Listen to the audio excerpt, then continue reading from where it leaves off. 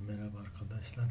Daha önceki videolarımızda SysMedia dosyasını indirmeyi, kurmayı, menülerini NAT dosyası hazırlamayı anlatmaya çalışmıştım. Bu videomuzda da turnuva nasıl hazırlanır onun bilgisini vermeye çalışacağım. Öncelikle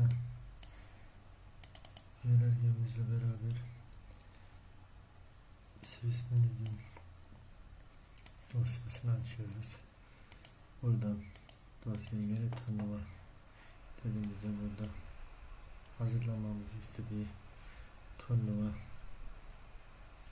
türler karşımıza geliyor. Şifre sistemi, şifre takım, döner sistem, takım döner sistem, takım eşitlik bozma. Biz yönergemize uygun olarak burada şifre sistemi seçiyoruz.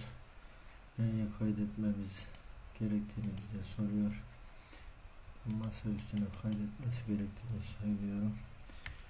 Burada turnuvanın adı Cumhuriyet Turnuvası olarak kaydediyorum ve karşıma bir menü çıkıyor. Bu menüde turnuvanın çeşidini işaretliyoruz. Kaç tur oynanacağını, Elo'ya, yönergeye bakarak Elo'ya dahil olup olmadığını, kaydeye dahil olup olmadığını, kaç tur oynadığını,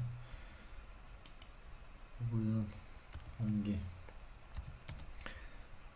federasyona ait olduğu belirtilen diğer bilgilerde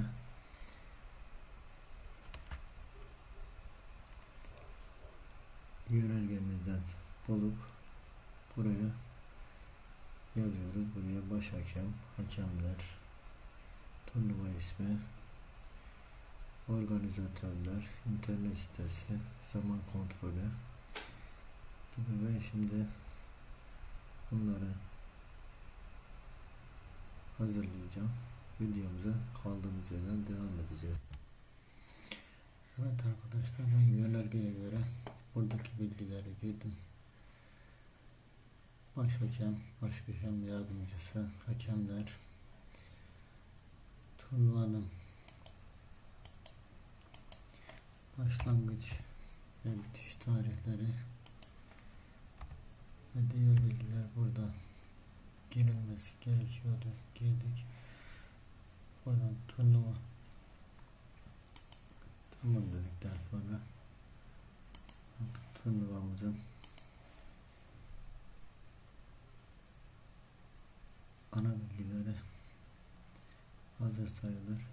Bir sonraki videomuzda eşitlik bozmaları ve diğer turnuvamızın kalan bilgilerini, girişini yapmaya, anlatmaya çalışacağım.